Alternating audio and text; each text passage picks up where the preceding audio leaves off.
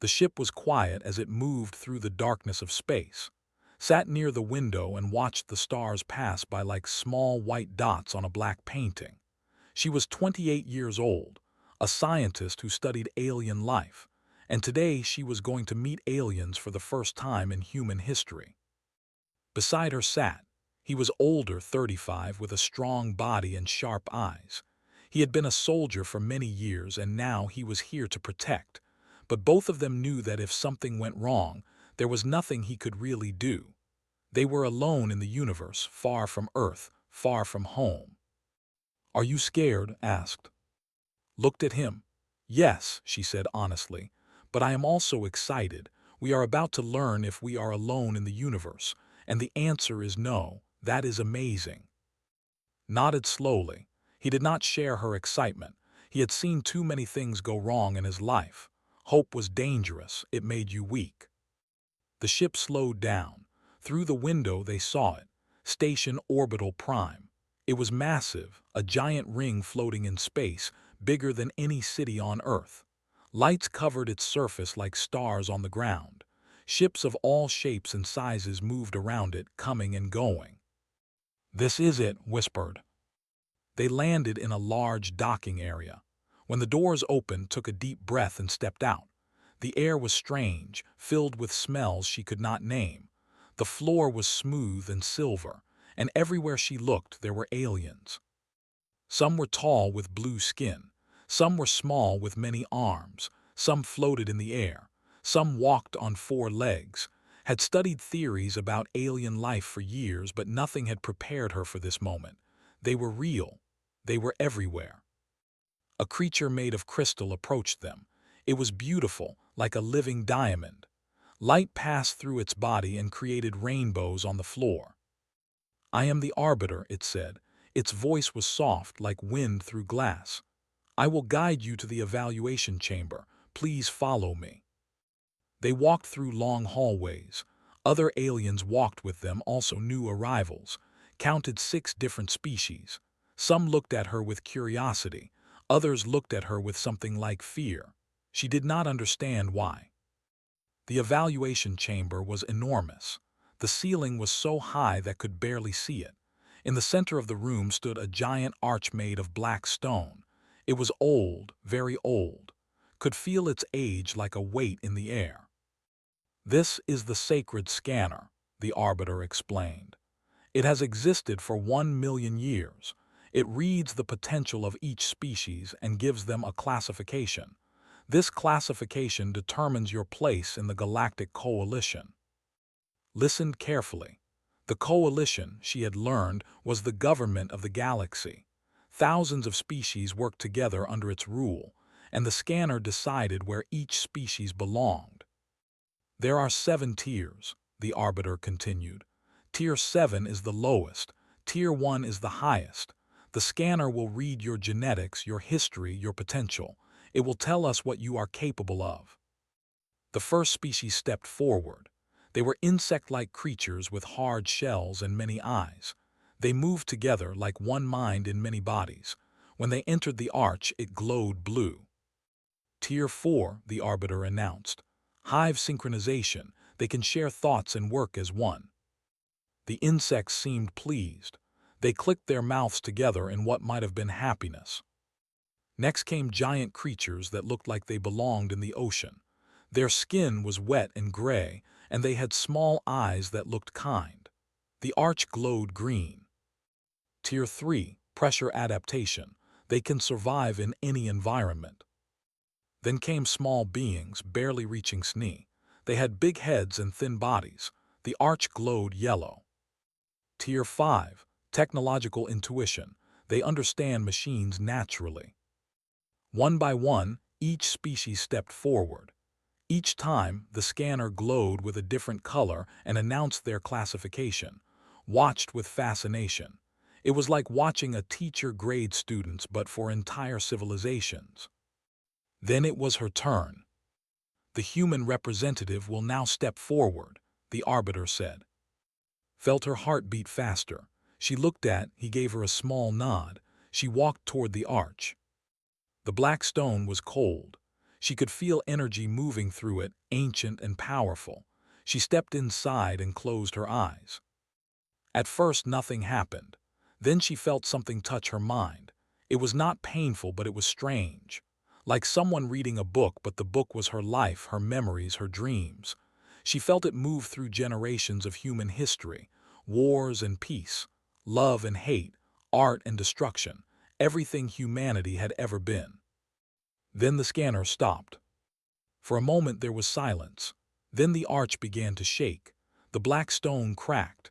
Red light exploded from within, so bright that had to cover her eyes. Alarms filled the room. The other alien screamed and ran back, moved forward reaching for, but guards stopped him. The Arbiter, the ancient crystal being who had seen civilizations rise and fall, took a step backward. In 11,000 years of service, it had never done this. The scanner's display flickered. Numbers and symbols appeared and disappeared too fast to read. Then, finally, words formed on the screen. Red words, burning words. Do not classify. The room went silent. Every alien stared at. She stood in the broken arch, confused and afraid, red light still glowing around her. What does that mean? She asked. Her voice was small. The Arbiter did not answer. It simply stared at her with what might have been fear. Pushed past the guards and grabbed his arm. We need to leave, he said. But before they could move, more guards appeared. These were different. They wore black armor and carried weapons that hummed with energy. The humans will be taken to containment, a voice announced over the speakers. By order of the High Council, they are now classified as a potential threat to galactic stability. His mind raced. An hour ago, she had been excited to meet new friends among the stars. Now she was a prisoner. There must be a mistake, she said. We just want to learn, we want to be friends, we are not dangerous. The Arbiter finally spoke. Its voice was quiet now, almost sad. The scanner does not make mistakes, it said. In 1,000,000 years it has read 10,000 species. It has always given a classification, always, until today. It looked at with its crystal eyes. The last time those words appeared was 3,000,000 years ago. That species destroyed themselves and nearly took the galaxy with them. You will understand why we are afraid. The guards surrounded and, as they were led away, looked back at the broken scanner. The red words still glowed on its surface. Do not classify. She did not know what it meant, but she knew deep in her heart that everything had changed, for humanity, for the galaxy, for everyone. And she was afraid. The cell was white and empty, sat on a small bed in the corner staring at the wall. There were no windows, no sounds, just silence and the soft hum of machines she could not see. She had been here for 3 days, or maybe 4, she could not tell anymore. They brought her food twice a day. Simple things, pills and water. No one spoke to her. No one explained anything. In another cell somewhere nearby, waited. She could not see him or talk to him, but she knew he was there. The thought gave her some comfort. On the 4th night, something changed. The door to her cell opened. Jumped to her feet, expecting guards. Instead, she saw a woman, or something like a woman. Her skin was gray and smooth, like polished stone, and her eyes were silver. She wore long robes that marked her as someone important. My name is Myra, the woman said. I am a member of the High Council. I am not supposed to be here. Did not know what to say. Why are you here then? Myra looked behind her, checking if anyone was watching. Because I do not believe you should die for something you do not understand, and because I saw what the scanner showed. I need to know more. Die felt cold. They are going to kill us. Myra's silver eyes were sad. That is what the council is discussing. The scanner warning has only appeared twice before. Both times the species was destroyed, completely, every planet, every ship, every last one of them. Felt sick, but we have not done anything wrong. Not yet, Myra said. That is what the scanner reads, potential, what you could become. and whatever it saw in humanity, it was enough to break the machine. She reached out her hand. "Come with me. Your friend is waiting. I will show you why they are afraid." Took her hand. They moved through dark hallways, avoiding guards and cameras. Myra knew the station well. She led them down, deeper and deeper, until the walls changed from silver to black stone. "The Forbidden Archives," Myra whispered.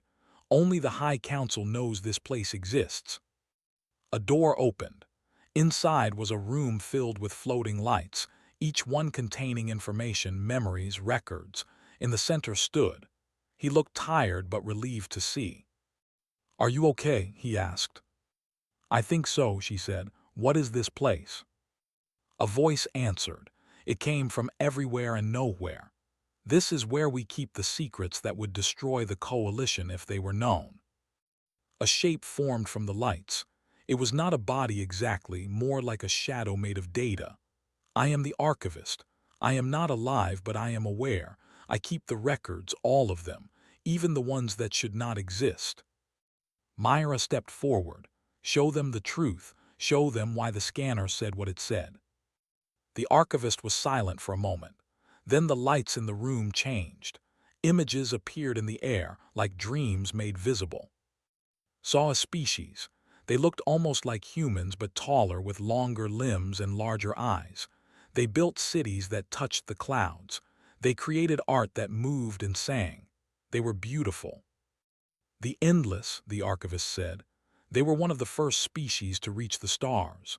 The scanner classified them like all others, but it was wrong. They did not stop growing. They evolved past their bodies. They became pure thought, pure energy, and then they became hungry." The images changed. Saw the beautiful species transform into something else. Something without shape or form, spreading across the galaxy like a shadow, consuming everything it touched. Stars died. Planets vanished. Species screamed and disappeared. "They wanted to become everything," the archivist continued. "Every mind, every thought, every memory. They almost succeeded. The Coalition had to use a weapon to stop them, a weapon that erased them from existence. Every trace, every echo, even their name was forgotten until now." Felt's hand on her shoulder. He was tense, ready to fight, but there was nothing to fight here, only history. "The second time," the archivist said, "was the Hollow Kings." New images appeared. These beings were smaller, weaker looking. They had soft bodies and kind faces. They did not look dangerous at all. "They were scientists," the archivist explained. "They wanted to understand everything, and they did. They learned how reality worked, how to bend it, how to break it, and one day they broke it too much." Watched as the small, kind creatures built a machine. It was beautiful, covered in lights and symbols. When they turned it on, the universe around them began to crack, like glass breaking in slow motion. They created a weapon that could unmake reality itself. Not destroy it, unmake it. Make it so something never existed at all. They tested it once. A single star. And that star and every memory of that star vanished. No one even knew it was gone, because it had never been. The archivist's voice grew heavy. They realized what they had done, and they were afraid, but it was too late. Others wanted the weapon. War came. And in the end, the Coalition used its own weapon again. The Genesis null. The Hollow Kings were erased just like the Endless before them. The images faded. The room was dark again. Myra spoke softly. "Do you understand now? The scanner does not read power, it reads potential. The Endless and the Hollow Kings did not start as threats. They became threats. They grew past any limit, any control, and the scanner saw that too late. His voice was weak, and the scanner thinks we are like them." The archivist answered. "No, the scanner did not say you were like them. It said something worse. It said you could not be measured at all. The Endless had a limit. The Hollow Kings had a limit. They broke those limits, yes, but they existed. You have no limit to break." Spoke for the first time. "What does that mean?" Myra pulled something from her robes. It was a small crystal glowing faintly. The scanner was built by a species called the Architects. They created the coalition, the tier system, everything. They were the first, and they left notes in the scanner's code, hidden messages. I found one. She held up the crystal. Words appeared in the air, ancient symbols that somehow could understand. Some species do not have a ceiling. They adapt. They overcome. They become whatever they need to be. These must not be allowed to grow. Read the words 3 times. They want to kill us because we can adapt. Because you never stop, Myra said. Every other species finds their place. They grow to a point and then they stop. They accept what they are. But humans, from what the scanner showed, you do not accept. You were weak, soft creatures on a dangerous planet. Everything was stronger than you, but you survived. You did not just survive, you conquered your own world first, then each other, then the animals, the plants, even the weather. You bent everything to your will. She looked at with something like wonder. The scanner showed your history. You went from living in caves to walking on your moon in the time it takes most species to learn fire. You are not strong. You are not fast. You do not have natural weapons, but you do not stop. You do not accept limits, and that terrifies them. Understood now. They are not afraid of what we are. They are afraid of what we could become. Yes, Myra said. And they would rather kill you now while you are still weak than face you later when you are not.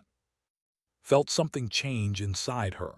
The fear was still there, but now there was something else. Anger, not at the aliens, not even at the scanner, at the unfairness of it all. We have not done anything, she said. We came here in peace. We wanted friends. We wanted to learn. And they want to destroy us for crimes we have not even committed. Myra nodded slowly. The vote will happen soon. I do not think I can stop it, but there may be another way. The architects left something behind, something that might save you, but I need your help to find it. She looked at both of them. Will you trust me? Looked at, he was still suspicious. He had spent his life not trusting anyone, but they had no other choice. Yes, said, we will trust you. Myra smiled sadly. Then we have work to do, and not much time to do it. The Grand Tribunal chamber was the largest room had ever seen. It was shaped like a bowl, with thousands of seats rising up in every direction. Each seat held a representative from a different species. Some were giants. Some were tiny. Some floated in tanks of water or breathed through special masks. The noise was incredible, voices speaking in 100 different languages, all translated by small devices everyone wore. Stood at the center of the bowl, alone on a small platform. Bright lights shone down on her from above. She felt like an insect under a glass. The trial of the human species will now begin, a voice announced. It echoed through the entire chamber. High Arbiter stepped forward. He was ancient, even older than the crystal being had met before. His body was like tree bark, hard and cracked, and his eyes glowed with cold blue light. He had ruled the tribunal for 10,000 years. He had ordered the death of 17 species. He did not believe in mercy. We are here to decide the fate of the species called humanity, said. His voice was slow and heavy, like stones falling.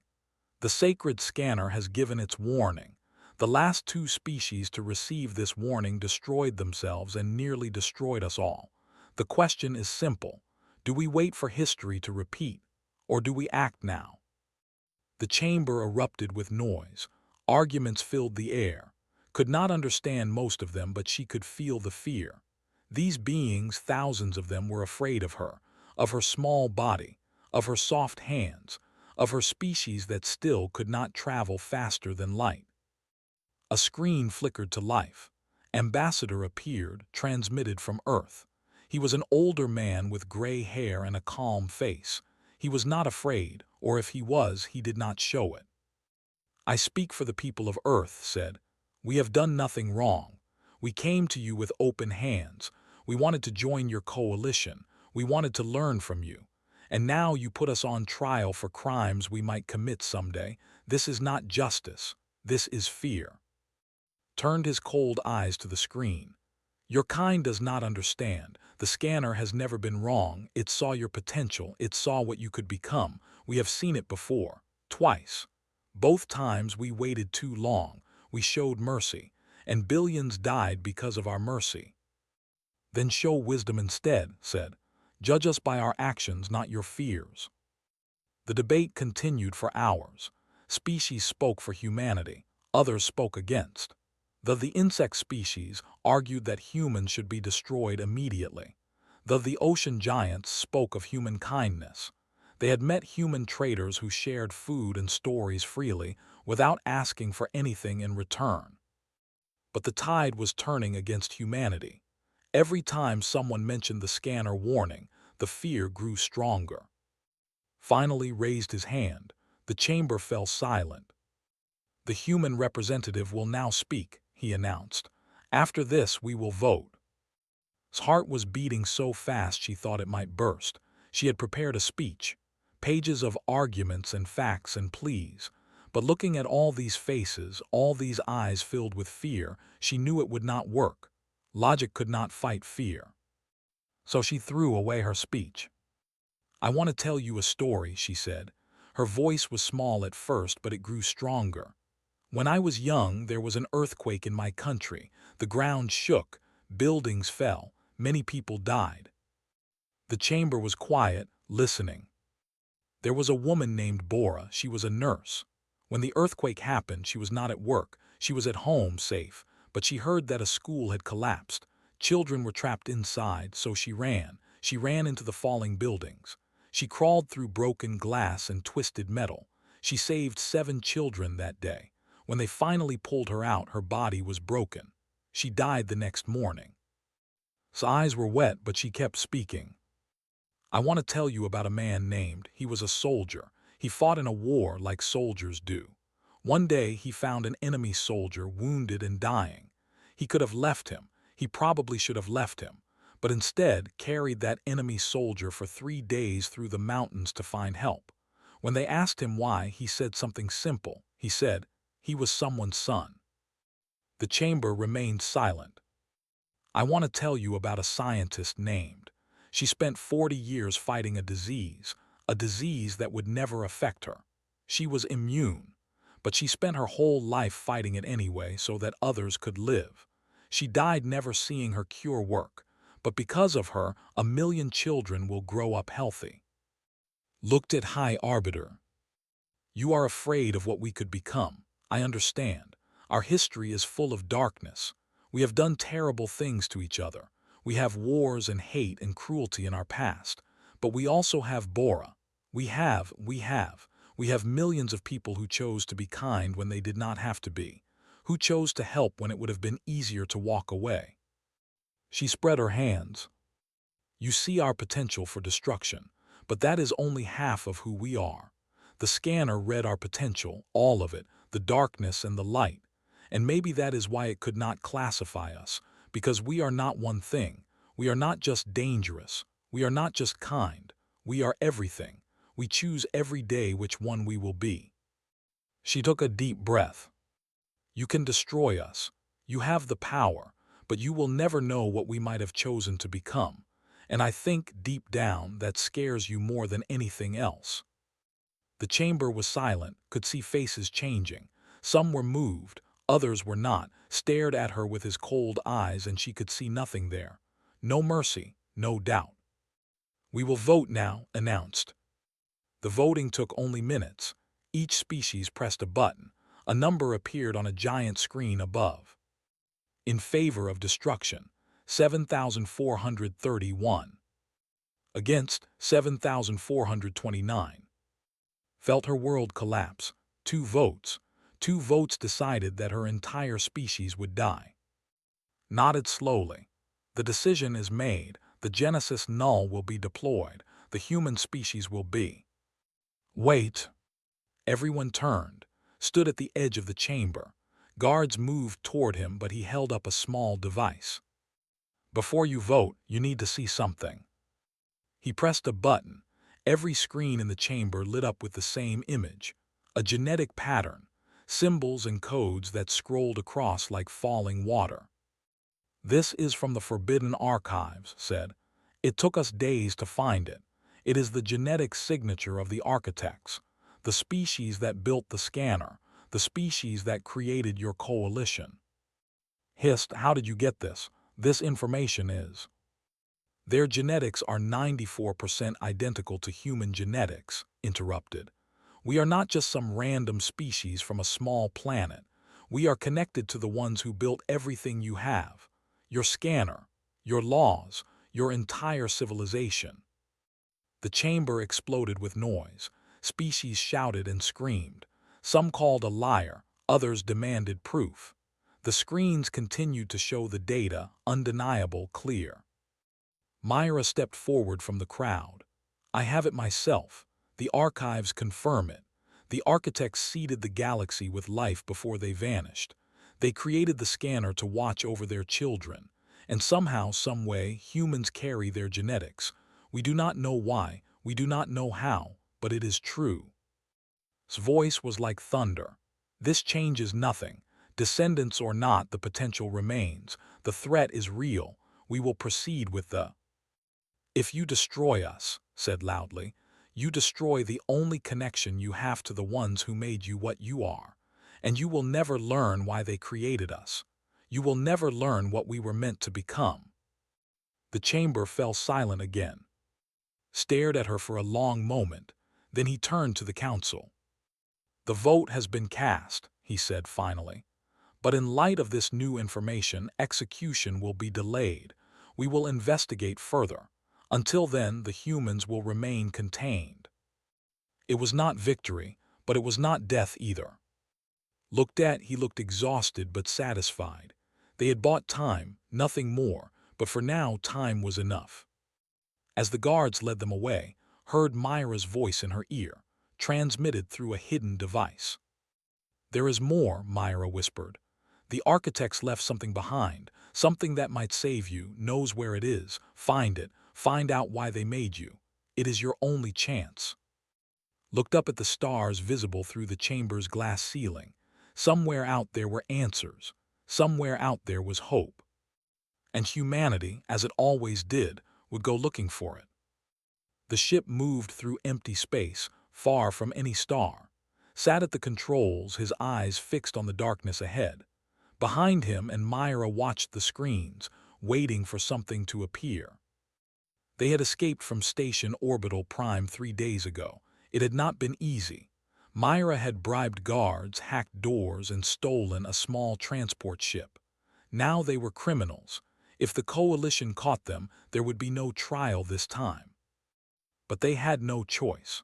The Council had given them 2 weeks to find answers before the Genesis Null was deployed. 2 weeks to save all of humanity. "Are you sure this is the right place?" asked. Myra checked her data again. The archives mentioned Architect Prime, the original of the architects. No one has been there in 3 million years. If answers exist anywhere, they will be there. Said nothing. He had not spoken much since they left. Knew he was worried. About Earth. About his sister who was back home, probably preparing to fight a war they could not win. The darkness ahead began to change. Stars appeared, but they were wrong. Their light was dim and red like dying embers. "We are here," Myra said quietly. Architect Prime was nothing like had imagined. She had expected ruins, broken buildings, evidence of some great disaster. Instead, she saw perfection. Cities still stood, their towers reaching toward the sky. Roads connected everything in neat patterns. Gardens grew, maintained by machines that still worked after millions of years.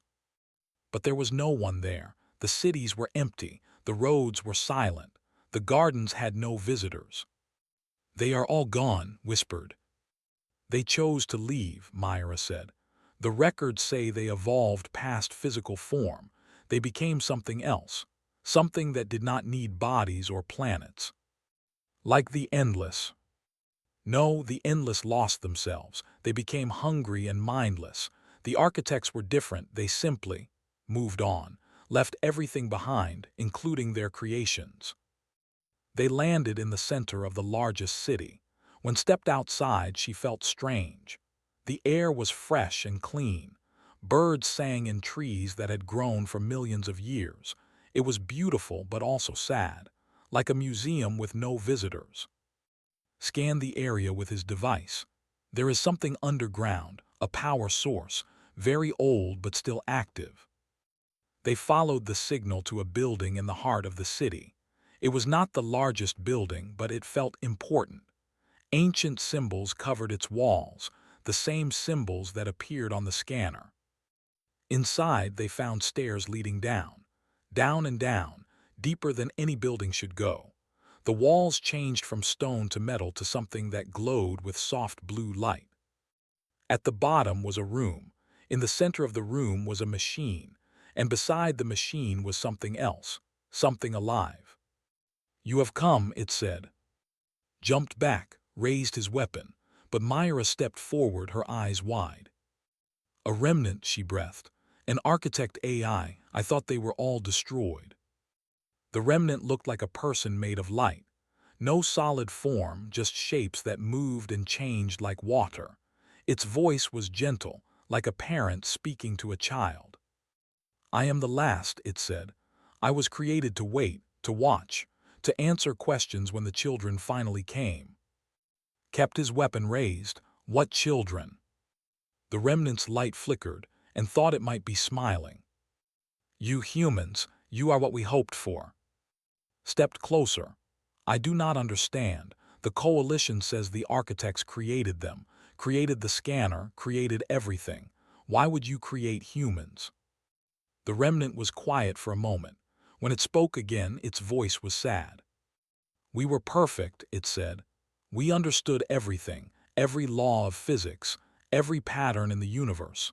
We could see the future, all possible futures. We knew what would happen before it happened. We could calculate anything." "That sounds wonderful," said. "It was not. It was a prison. When you know every outcome, what reason is there to act? When you can see every possible future, what hope is there? We became trapped by our own knowledge. We stopped creating. We stopped dreaming. We stopped living. We simply existed, watching time pass, knowing exactly how everything would end." The remnant moved closer too. Its light touched her face, soft and warm. "So we created the coalition. We gave the young species rules and structure. The scanner helped them find their place, their limits. But limits are also prisons. Every species we classified eventually stopped growing. They found their ceiling and they stayed there." "But you did not classify humans," said. "No, humans were our last creation, our hope. We designed you differently. We gave you potential without limits, the ability to adapt to anything, to overcome any obstacle, to hope without knowing the outcome, to love without understanding why." The remnant's voice grew stronger. "We could not hope. We knew too much. But you can hope. You can believe in things that have no logical reason. You can love people you have never met. You can sacrifice yourself for a future you will never see. This is not weakness. This is the greatest strength in the universe." Felt tears on her face. She did not wipe them away. "The scanner could not classify you because you have no limit. You are not Tier 1 or Tier 7. You are something else entirely, something we could never be, something we always wished we were." "But the coalition wants to destroy us," said. "They are afraid of what we might become." "They are afraid because they do not understand. They see potential for destruction. They do not see the other potential, the potential for kindness, for creativity, for sacrifice, for love." The remnant moved toward the machine in the center of the room. "We left something for you, a gift. We hoped you would find it when you were ready." "What is it?" asked. "A choice. The coalition plans to use the Genesis null against your world. This device can stop it, but it will only work for a human, and only for a human who truly believes in what they are protecting." "What do you mean?" asked. "The device reads intention, purpose, faith. If you activate it with doubt in your heart, it will fail. If you activate it with certainty born from calculation, it will fail. It only works if you believe without knowing, if you hope without guarantee, if you act without certainty. Laughed, it was not a happy laugh. You want us to save humanity with faith. Yes, the remnant said simply. We could never have done it, we knew too much. We could never believe in something uncertain, but you can. It is the gift we gave you. The gift the coalition fears. The gift that makes you human. It handed the device to. It was small, fitting in her palm. It looked simple, just a smooth silver sphere. The Genesis null will fire in 10 days, the remnant said. You must be there when it does, and you must believe, not in calculations, not in plans. Just believe that humanity deserves to survive. Believe in the nurse who ran into the falling building. Believe in the soldier who carried his enemy. Believe in the scientist who fought a disease she was immune to. Believe in all the small choices every day that make you what you are. Looked at the sphere in her hand. It felt warm, alive. What happened to you? She asked the remnant. What happened to the architects? We moved on. We evolved past the need for physical existence. We watch now from far away. We cannot help you. We cannot interfere. All we can do is hope. Its light flickered. And thanks to you, we remember what hope feels like. The remnant began to fade. Go now, save your people. And when you do, teach the coalition what it means to have no limits, not just for destruction, but for everything else too. And then it was gone. The room was dark and quiet. Only and Myra remained, standing in the place where the oldest civilization had once lived. Broke the silence. Can we trust this, a machine that runs on belief? Looked at the sphere. She thought about Bora and And. She thought about every person who had ever done something impossible because they believed it was right. Yes, she said, I believe we can. And for the first time since this journey began, she smiled. Earth floated in the darkness of space, blue and green and beautiful. Watched it through the small window of their ship, her heart aching with love for the planet she had almost forgotten. Around Earth, the coalition fleet waited, thousands of ships surrounding the planet like a net, and at the center of the fleet, the Genesis null. It was the size of a moon, black and silent, a weapon that had erased species from existence. Now it was pointed at Earth. We have 6 hours, said.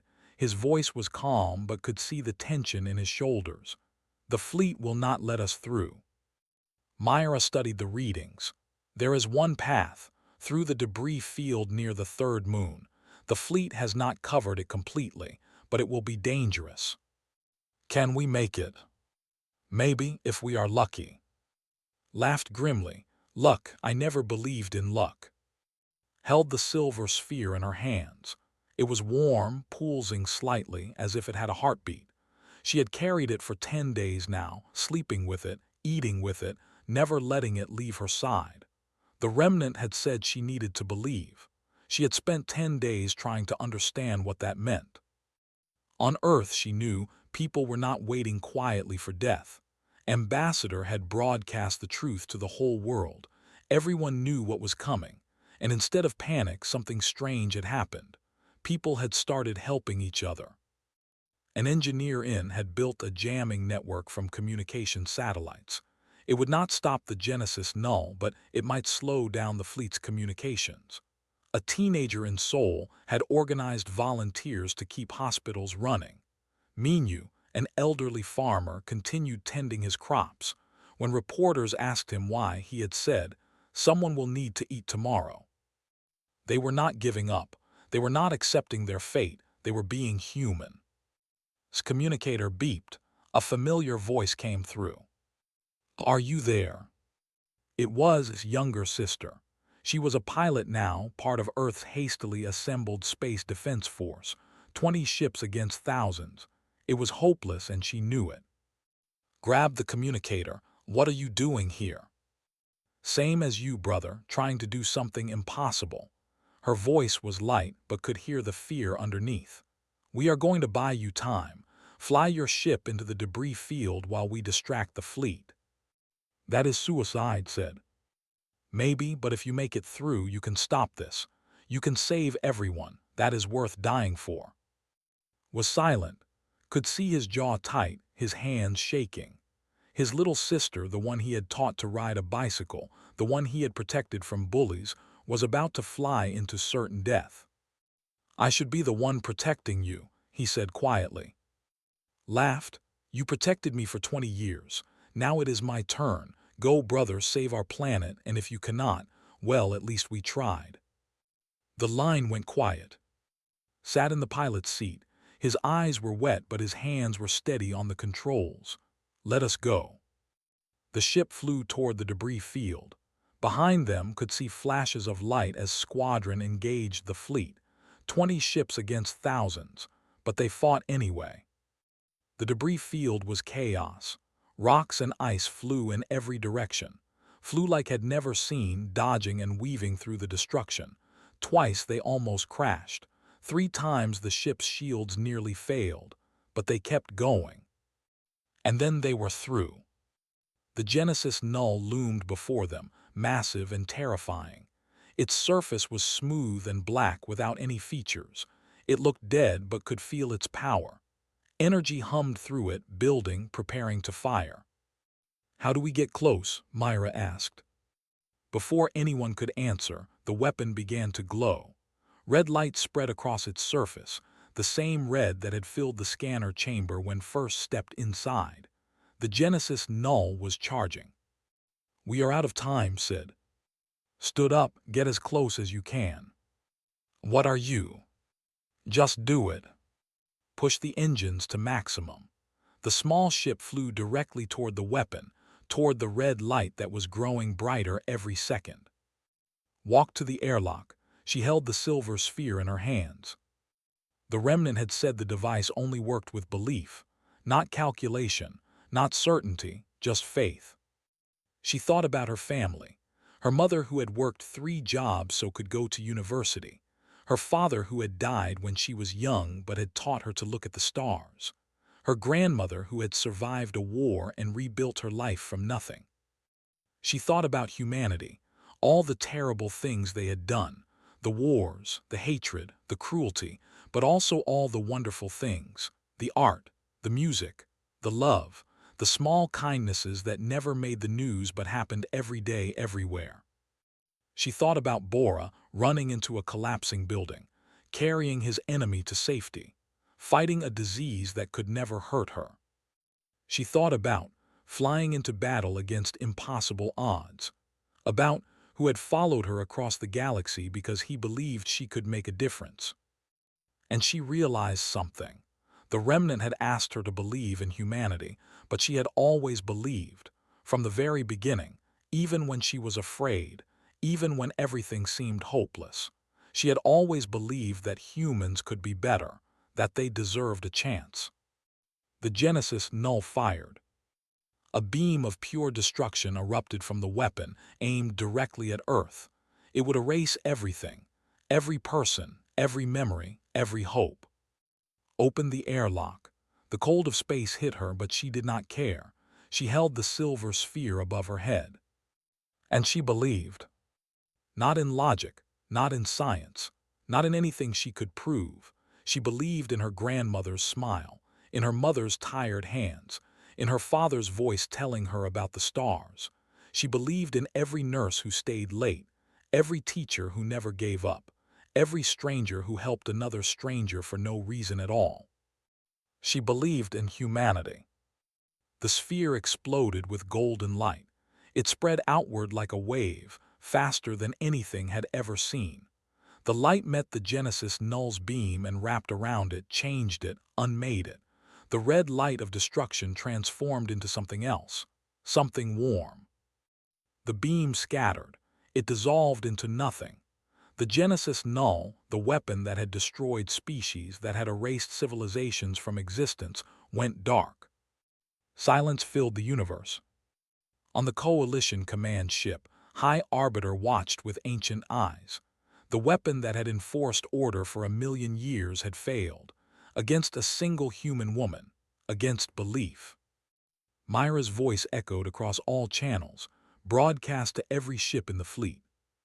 The architects chose to die because they lost their ability to hope. They created humanity so that hope could live, and you just watched that hope break your greatest weapon. The fleet did not move. No one fired, no one spoke. Sat in his command chair for a long time. He had lived for 10,000 years. He had seen species rise and fall. He had made terrible decisions for what he believed was the greater good. And now he understood something for the first time. The scanner had not said, "Do not classify," because humans were dangerous. It had said it because humans could not be measured. Their power was not strength or speed or technology. Their power was the ability to look at something impossible and say, "I will try anyway." He lowered his head. "Stand down," he ordered quietly. "All ships stand down." 6 months later stood in a new building on Station Orbital Prime. It was called the Assembly Hall, and it was different from the old tribunal chamber. No tiers, no hierarchy, just equals sitting together. Earth had not joined the coalition. They had refused classification entirely. Instead, they had proposed something new, a partnership without ranks, an alliance of equals. Not everyone agreed. Many species were still afraid, but many others were curious. They wanted to understand these strange creatures who had broken the scanner, stopped the Genesis null, and refused to accept their place in the universe. The old scanner had been removed. In its place stood a simple monument, a stone pillar with words carved into its surface. The words had been chosen by a vote of every person on Earth. Walked past it every day, and every day she read the words and smiled. "We are not the end of what we could become. We are the beginning." Stood beside her now, watching as delegates from dozens of species filed into the hall. "Do you think it will work?" he asked. "This new alliance?" Thought about it. She thought about all the fear and doubt and history that stood between these species. She thought about how hard it would be to trust each other, to work together, to build something new. And then she thought about Bora. About her grandmother and her mother and her father.